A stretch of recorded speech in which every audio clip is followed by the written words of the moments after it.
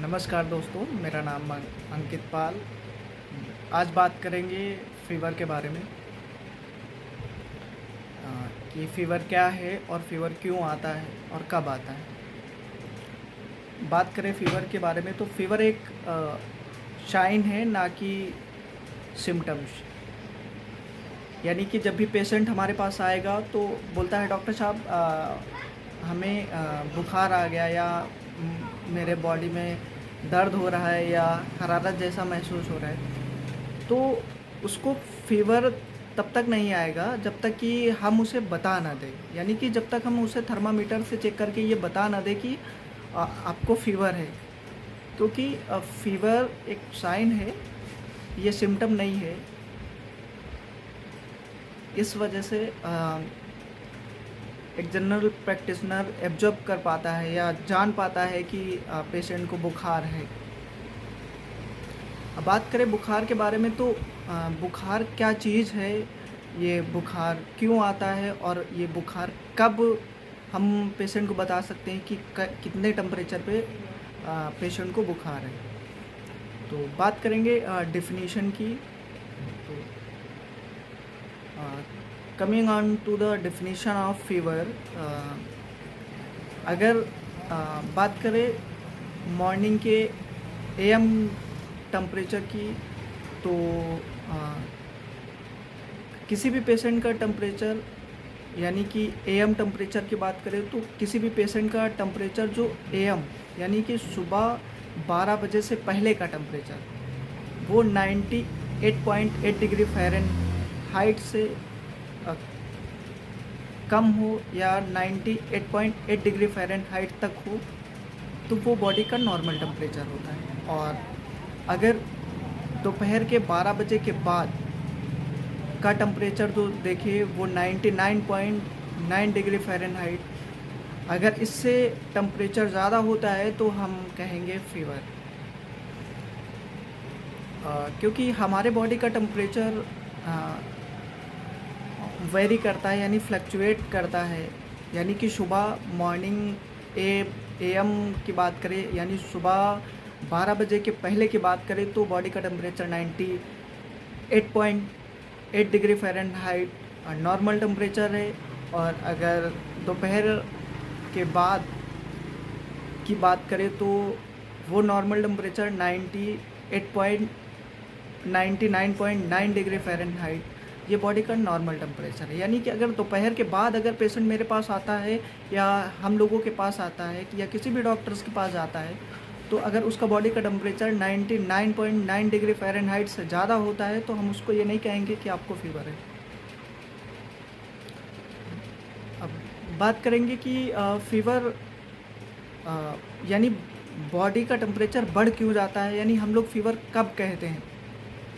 सबसे पहले तो हमारे ब्रेन में, यानी हमारे सीएनएस में, सेंट्रल नर्वस सिस्टम में न्यूरोट्रांसमीटर रिलीज़ होते हैं, और हमारे सुबह सुबह 4 से 6 बजे के बीच में बॉडी में या ब्रेन में कॉर्टिकोस्टेरॉइड न्यूरोट्रांसमीटर का लेवल बहुत ज़्यादा होता है, जिसकी वजह से हमारे बॉडी का टेम्परेचर कम रहता है या नॉर्मल रहता है, क्योंकि वो हमारे बॉडी के टेम्परेचर को सप्रेस करते हैं।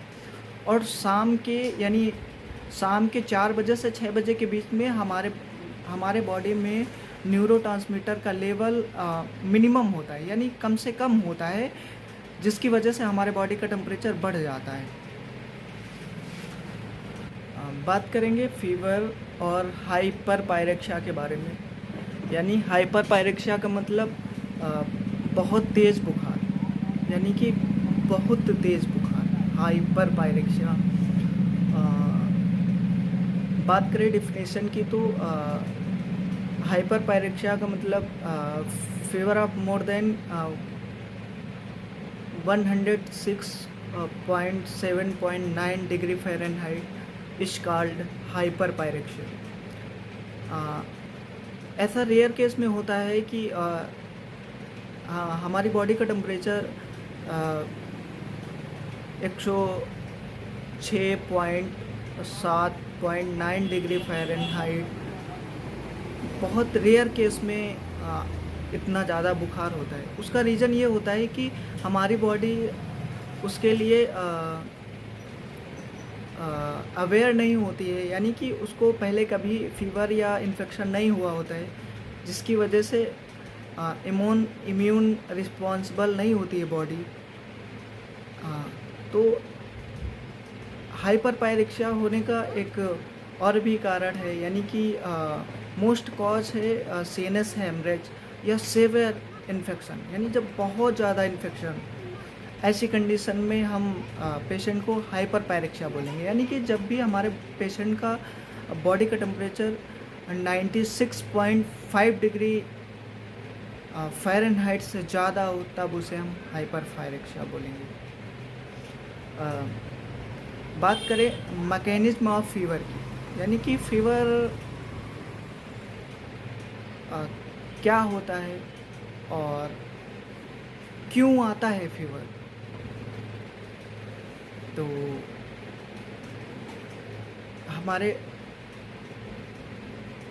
हमारे बॉडी में माइक्रोबियल्स, इन्फेक्शंस,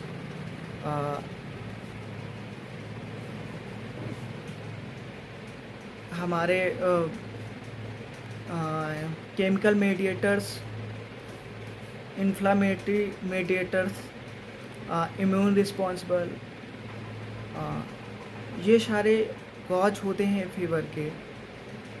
बात करें पायरोजेंस के बारे में, यानी कि ऐसे पदार्थ जो फीवर का कारण बनते हैं, यानी जिनकी वजह से फीवर आता है, उनको बोलते हैं पायरोजेंस। यानी कि जब हमारे बैक्टीरिया हमारे माइक्रोबियल टॉक्सिन्स ये अपने बैक्टीरिया रिलीज करता है, तो क्या होता है, वो हमारे ब्लड सर्कुलेशन में इन्फेक्शंस बैक्टीरिया अपने रिलीज कर चुका होता है। यानी इसका मतलब ये होता है कि बैक्टीरिया हमला कर चुका है, और इस हमले को रोकने के लिए हमारे बॉडी में मोनोसाइट्स, माइक्रोसाइट्स, एंडोथेलियल सेल्स, ये उस बैक्टीरिया को रोकने का काम करते हैं, यानी कि उससे लड़ने का काम करते हैं, यानी उसे फाइट करते हैं। जब भी इन्फेक्शंस यानी बैक्टीरियाज ये मोनोसाइट्स, एंडोथेलियल सेल्स, इनसे फाइट करके वो ब्लड बैरियर को क्रॉस करते हुए हमारे हाइपोथैलेमस में जाता है। यानी कि हाइपोथैलेमस यानी कि हमारे बॉडी का टेम्परेचर कंट्रोल सेंटर होता है, जो हमारे पूरे ओवरऑल बॉडी का टेम्परेचर कंट्रोल करके रखता है। ब्लड के थ्रू हमारी ये पायरोजेंस ब्लड बैरियर को क्रॉस करते हुए हमारे हाइपोथैलेमस में जाते हैं, जहाँ पे हमारे बॉडी के टेम्परेचर को क्या करते हैं, डिस्टर्ब करते हैं। यानी कि बैक्टीरिया की वजह से हमारे जो हाइपोथैलेमस होता है वहाँ के फंक्शंस डिस्टर्ब होते हैं। यानी डिस्टर्ब होने का मतलब कि हमारे प्रोस्टाग्लैंडिन E2, यानी कि हमारे हाइपोथैलेमस में प्रोस्टाग्लैंडिन E2 का फॉर्मेशन करते हैं, और जो प्रोस्टाग्लैंडिन E2 होता है वो हमारे ब्रेन में साइक्लिक AMP करता है। यानी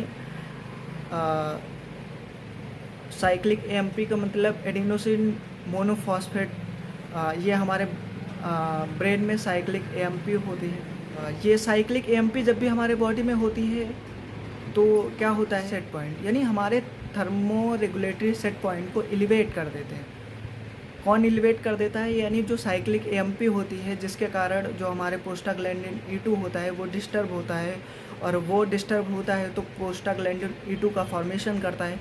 और जब प्रोस्टाग्लैंडिन E2 का फॉर्मेशन करता है तो ये प्रोस्टाग्लैंडिन E2 क्या करता है, हमारे बॉडी के टेम्परेचर को एलिवेट कर देता है। यानी elevate thermo regulatory set point. जब हमारे बॉडी का thermo regulatory set point elevate हो जाता है तो हमारे बॉडी में दो काम होते हैं, यानी कि एक हीट का कंजर्वेशन और हीट का प्रोडक्शन।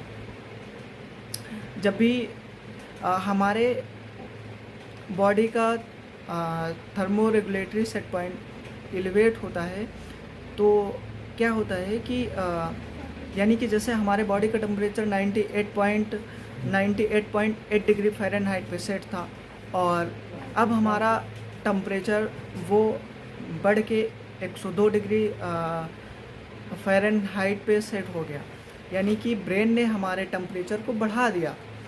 तो क्या होगा, बॉडी हमारे उस टेम्परेचर को मेंटेन करने के लिए दो काम करेगी। फर्स्ट है हीट का कंजर्वेशन या तो हीट का प्रोडक्शन। हीट का कंजर्वेशन बोले तो हीट को बाहर जाने से रोकेगी और हीट का प्रोडक्शन बोले तो यानी कि हीट को और बनाएगी। यानी कि ब्रेन क्या करेगा, ब्रेन ने अपने टेम्परेचर को मतलब बढ़ा दिया और उस बढ़े हुए टेम्परेचर को मेंटेन करने के लिए बॉडी या तो टेम्परेचर को बाहर जाने से रोकेगा या फिर अपने बॉडी का टेम्परेचर और बढ़ाएगा ताकि वो एक उस ब्रेन के टेम्परेचर तक आ सके। अब बात करेंगे हम टाइप ऑफ फीवर के बारे में। तो जैसे कि फीवर को 5 कैटेगरीज में डिवाइड किया गया है। फर्स्ट बात करें तो एक कॉन्टिन्यूअस फीवर, यानी कि एक ऐसा बुखार जो हमेशा एक लगातार टेम्परेचर यानी लगातार टेम्परेचर के साथ बॉडी में बना रहता है, उस टेम्परेचर को बोलते हैं कॉन्टिन्यूअस टेम्परेचर या कॉन्टिन्यूअस फीवर। बात करेंगे सेकेंड कैटेगरी की, वो होता है रिमिटेंट फीवर।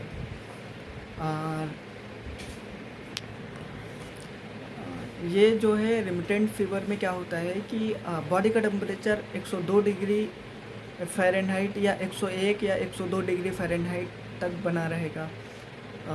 कभी कभी क्या होता है कि ये 100 से 99 आ जाएगा या 99 से 100 हो जाएगा या 100 से 102 हो जाएगा। तो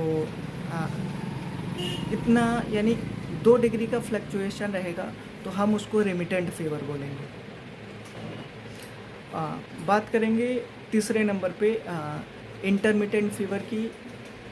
इंटरमिटेंट फीवर यानी कि इसमें क्या होगा, 4 डिग्री तक फ्लक्चुएशन हो सकता है, यानी कि 98.8 डिग्री फ़ारेनहाइट से 4 डिग्री सेल्सियस तक बॉडी का टेम्परेचर बढ़ सकता है, यानी कि 103 degree Fahrenheit, 104 degree Fahrenheit, 102 degree Fahrenheit ऐसा देखा गया है। जनरली ऐसा मलेरिया के फीवर में देखा गया है, बोरेलिया के फीवर में देखा गया है, पॉल ऑब्स्टेंस फीवर के कैटेगरी में देखा गया है इंटरमिटेंट फीवर। चौथे नंबर पे बात करेंगे सेप्टिक और हेप्टिक फीवर की। तो सेप्टिक और हेप्टिक का मतलब सबसे पहले शब्दों में ही छिपा हुआ है इसका सेंस यानी अर्थ। सेप्टिक यानी सेप्टिसीमिया, यानी कि बॉडी में इन्फेक्शन का बहुत ज़्यादा बढ़ जाना, यानी कि बहुत हद तक बढ़ जाना, उसको बोलते हैं सेप्टिसीमिया। ब्लड में इन्फेक्शन का बहुत ज़्यादा बढ़ जाना। हेक्टिक की बात करें तो यानी कि लीवर का बहुत ज़्यादा बढ़ जाना, लीवर का बहुत ज़्यादा इन्फ्लामेशन हो जाना जिसकी वजह से फीवर आ जाना।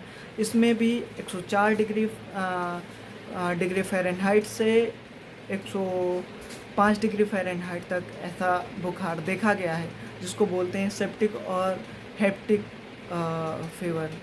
अब बात करेंगे 5 नंबर पे, यानी कि लो ग्रेड फीवर की। लो ग्रेड फीवर की बात करें तो इसमें क्या है, इसमें बॉडी का टेम्परेचर ना तो बहुत ज़्यादा रहेगा और ना तो बहुत कम रहेगा, यानी कि मिनिमम रहेगा, यानी कि ना तो 98.8 डिग्री फ़ारेनहाइट से ज़्यादा जाएगा और ना तो बहुत कम आएगा। बट एक लो टेम्परेचर में, यानी जब भी एक पेशेंट डॉक्टर्स के पास दिखाने जाएगा या जनरल प्रैक्टिशनर्स के पास दिखाने जाएगा तो उसमें क्या होगा कि उसको दिखेगा कि फीवर तो नहीं है, बट इंटरनली यानी बॉडी के इंटरनल पार्ट में पेशेंट को लगेगा, ऐसा महसूस होगा कि पेशेंट को फ़ीवर है। पेशेंट बोलेगा कि डॉक्टर साहब मुझे फ़ीवर है, और डॉक्टर या जनरल प्रैक्टिशनर को वो फ़ीवर मेजर करने पे नहीं आएगा। ऐसे टेम्परेचर को बोलेंगे लो ग्रेड फ़ीवर। बात करेंगे कॉज ऑफ फीवर के बारे में। सबसे मोस्ट इम्पॉर्टेंट कॉज हमारे इंडिया में इन्फेक्शन है, यानी these are common cause of fever, यानी कि हमारे इंडिया में इन्फेक्शन सबसे कॉमन कॉज है। अगर हम कॉमन कॉजेज़ की बात करें, यानी कि सबसे कॉमन इन्फेक्शन की बात करें, तो हमारे कंट्री में सबसे common causes in our country malaria, typhoid, tuberculosis, pneumonia, viral fever, ये सबसे कॉमन इन्फेक्शन है जिनकी वजह से हमारे बॉडी में इन्फेक्शन होता है, और ये सबसे कॉमन कॉज हैं फीवर के। सेकंड बात करेंगे हम नियोप्लास्ट या नियोप्लाज्म, यानी कि कैंसर के बारे में। सबसे पहले जो ज़्यादातर करके कॉमन बुखार आता है वो वायरल इन्फेक्शन के कारण होता है, यानी most common cause of viral infection. But अगर किसी पेशेंट को 8 से 10 दिन या 10 से 15 दिन तक फीवर आता है, तो हमें हमारे दिमाग में एक बत्ती जल जानी चाहिए कि ऐसा क्या कारण है जिसकी वजह से ये फीवर आ रहा है। तो फिर हमें जानने की आवश्यकता होती है। और दूसरे नंबर पे सबसे कॉमन कॉज आता है वो नियोप्लाज्म, यानी कि बात करेंगे जैसे कि हाइपरनेफ्रोमा, यानी कि किडनी का इन्फेक्शन, हाइपरनेफ्रोमा, कार्सिनोमा पैनक्रियाज। अब कार्सिनोमा पैनक्रियाज का मतलब पैनक्रियाज में इन्फेक्शन या इन्फ्लामेशन, लंग्स या पल्मोनरी एम्बोलिज्म, पोंटाइन हेमरेज, ये सारे कॉमन कॉज होते हैं। बात करें तीसरे नंबर की वेस्कुलर कॉजेज़ की, तो वेस्कुलर कॉजेज़ में एक्यूट मायोकार्डियल इन्फेक्शन, यानी AMI, एक्यूट मायोकार्डियल इन्फेक्शन, ये हमारे मोस्ट कॉमन है हमारे वेस्कुलर कॉजेज़ में एक्यूट मायोकार्डियल इन्फेक्शन।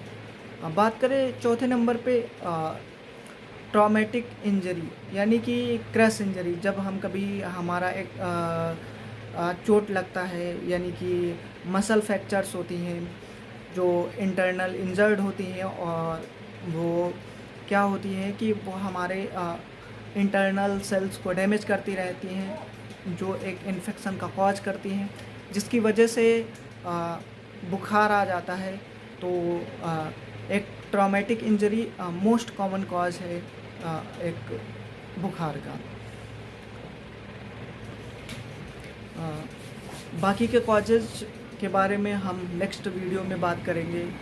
तो जय हिंद दोस्तों।